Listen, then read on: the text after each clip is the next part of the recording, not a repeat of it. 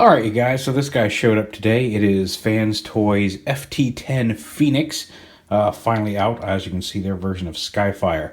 It is one that I have had to, I pulled the big tripod out, pulled it a few feet back away from the table. Usually I'll just set my camera kind of right down here on the front edge of the table, and he's not big enough to fit in the frame. So if I get a little quiet as I move around, I apologize, but this one's like one I have to do standing because I just can't sit anywhere close enough to him and keep him all in frame during the camera. And I know people are going to be like, well, but you never keep anything in the frame anyway. But I'm working on that. I'm trying to improve. So anyway, but here he is in jet mode. And while I've said he's big, you may not be getting that impression here just on the video. So just real quick, here he is with Masterpiece Starscream in jet mode. Push him back a little bit. And yes, you can see, like, not only is he large from an overall surface area, like Starscream with his fins can slide right there under his wings. He's very tall off the ground as well. So just to give you an idea of how big these two are next to each other. Hopefully that's mostly in frame. But he's a big mamma jamma, as I said on Twitter. Just see if we can get those. That's knocking his landing gear down. But yeah, he's not tiny.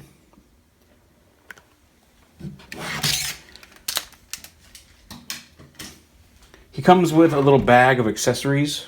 Most of them are, the other two are mostly relevant for robot mode. One could work for both. One is definitely robot mode. This one, you can see this is a little stand adapter. He will work with the stand, the kind of W-shaped stand that's come with some of the other FansToys figures. I'm specifically thinking of Swoop. And here's an adapter for it. And basically how this works is it plugs in right under here. There's a little bar under here in jet mode so you can display it on the thing. He's very hefty. A lot of die cast in him. Even if it's not all over the figure, there's still, the pieces that are die cast are very heavy. So like, you know, I couldn't, like, just holding it like this was a little bit of a strain. But yeah, so he comes with that. Now, I asked earlier, does the gun store anywhere in vehicle mode? They said it pegs in between the legs, and this is the only way I found to do it. Pegging it in back here, there is a little peg on the side of the gun. I can't find a way to peg it forward, and maybe that's coming. I got no instructions. I did ask. They said it pegs in between the legs. And so far, the only way I found to store it is to peg it in there like that. Maybe there's a different way that I'm missing, and if I find that out, I'll certainly re-update that. Another thing you'll notice here, and I'm not sure what the reasoning behind it, the red on the legs is kind of a metallic painted red here, these little vents, versus the solid red plastic of the backpack.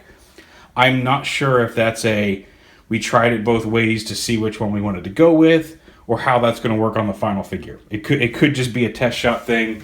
The reds may all match on the final. I don't know that for certain, but it really doesn't bother me that much. It would be nice if they matched, but hey. So there is his giant jet mode. His landing gear do retract. You got to open up this little thing. You can fold his landing gear up into the jet. Same with the knees. Flip these up. Pull them up. And close them up. Getting these out can be a little bit of a pain. There's a grip right up in there, but unless you've got a tight, you might want a prying tool at first to get a good grip on these things to get them released out. Once you get them out a little bit, you can grab the sides and flip them out. So there he is now with no landing gear. Now he does have, on the rear, there are thrusters in his feet that come out in robot mode, although the official mode has his feet all folded up like this for jet mode. So if you want to, you can, you have to open these up. I'll show you in robot mode. But there are thrusters that are hiding in there that you can't flip out if you wish. Yeah, so I took out the white on my review table. This is my old workbench that I converted to my review table. You're kind of seeing my LED strips here.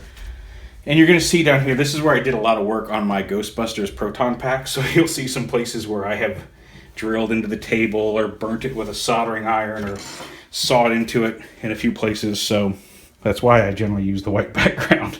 But because he's so white, I didn't want him disappearing into it. So we pulled the regular background out. And there's some drawing materials and some stuff over here. Alright, so to transform him, we'll start a little bit with the backpack. You can fold these down flat. Now these pop off fairly easily. You can swap them. And if you swap them, you can fold them into the inside. But that doesn't, when you have them on like this, they're specifically designed to stop at this angle. So if you try to fold them past that, they like to pop off. Just FYI. But you can fold them flat like that. On the wings, these panels right here fold in. There's actually a little groove on the bottom that these fold into. So you collapse the wings like that, flip them forward, like this, and then you pull them out. There's a connecting piece here. You pull them out like that, extend them, and then flip them down like that. And same on this side. Alright, looking like we're still doing pretty good. Alright. And this whole backpack assembly untabs here from the front. And now you can see it's on this hinge. You can set it forward like that if you want, but it doesn't peg in anywhere. There's slots up here for it. You also want to untab this upper piece. And once you have this upper piece untabbed, you can collapse the backpack and then fold this back up and tab it back in. And then you unpeg these pieces right here, collapse the thrusters up into the backpack, and the backpack there is more or less done. For the legs, you want to unhook them from up here and slide them out. And when you slide them out, you'll see this little button extends because they lock into place, and you want to push this button to collapse the legs to go back. So you slide that out. And same on this side. Attach it, extend them out. Flip it over. And down here on the feet, there's a couple little flaps here. Open these up. That lets you lift this up and you can pull the foot out. And here's what I was talking about. The heel piece flips out. The toe piece flips forward.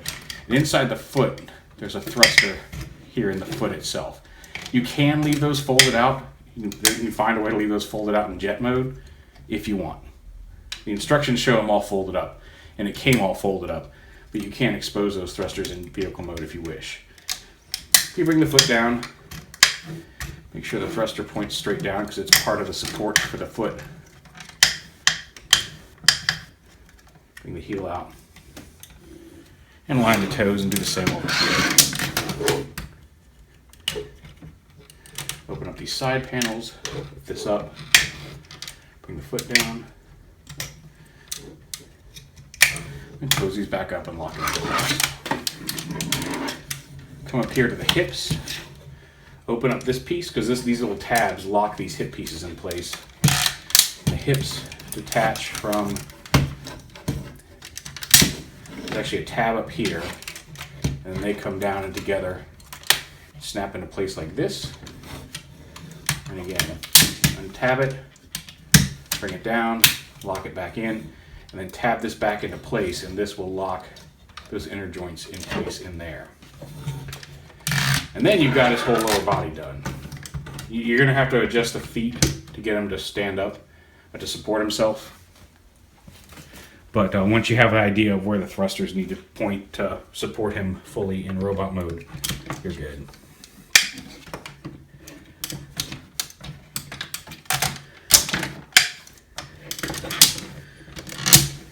All right. So now the upper body, which is all up. You can see there's all this up in here. Untab this metal piece. Actually, let's pull this open again, because this piece tabs in. There's a tab here that tabs in right there above the waist. Pull this open. Go ahead and fold the nose cone down. That's something I forgot to show off is his cockpit does open. It's got two little silver chromed seats there in jet mode. So fold that down. This whole assembly, it's tabbed in here under the arms. These are the arms right here. Go ahead and lift that up. This piece flips up, and then this whole piece slides in there, and this whole assembly comes forward onto, I gotta make sure that's all the way in, up in here, and snaps onto that part.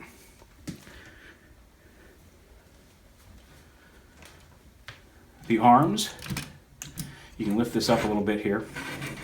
The arms come out. Actually, before the arms come out, these pieces right here slide out to the side. Go ahead and lift these up as well, but these thruster pieces, they slide out on a rail on each side and rotate forward. Then the arms can rotate out, and there's a little panel here at the shoulder that you need to flip forward. Like that. You get over here like that. Go ahead and push the head out through the back there. Maybe you saw that. Just fold it up and push the head out like that. These panels push all the way back in on the rail and tab onto the little flaps we just flipped out. This piece right here, this is where the head's going to sit. Fold it in half like this, push it down through, and then flatten it up in here. And then you can fold this down into the waist, at which point you could flip the head up into place like this, turn it around, and there he is coming together. Let's see if we can't get this a little more focused. Now, the backpack, it tabs in. There's a little tab here on the backpack that flips up, and it tabs into this slot behind the head. And if you notice, the way the hinge works, it doesn't quite reach. You almost have to really force it. How you want to do this is flip this hinge up, pull the head back, start to bring this up, and then kind of get that lined up with the hinge, and then push the whole assembly forward. And that will bring the backpack up, and will lock the whole head in place. Something just got stuck somewhere. Oh, right. You also want to flip these panels. They tab in on top. Just like this. And then you've got the clearance to take the backpack, push the whole head all the way into place. As you can see, I popped this off with the pressure. It will fit back here. And there's the whole upper body done, with the exception of the arms. I'm going to get to those in just a second. And then the arms, you extend them down like this at the joint. Rotate them so this angled piece is behind on the back. Open this up. Flip his fist out. And then close this panel. And he's got fully posable fingers. All of his fingers are posable at each knuckle, as well as they can move side to side, which you can spread his fingers as well, which is pretty cool. Now, up here, there's supposed to be a matching angle earpiece, and it's in there. You just kind of got to bend the arm up and bend it down, and then push that inner piece up, and now he's got his matching angled pieces. Same on this side. Open that up, flip his fist out, close that up. There's a little tab that locks into a slot there. Extend the arm, rotate it, bring it up, bring it down, and that'll flip out that angular piece. And there he is in robot mode.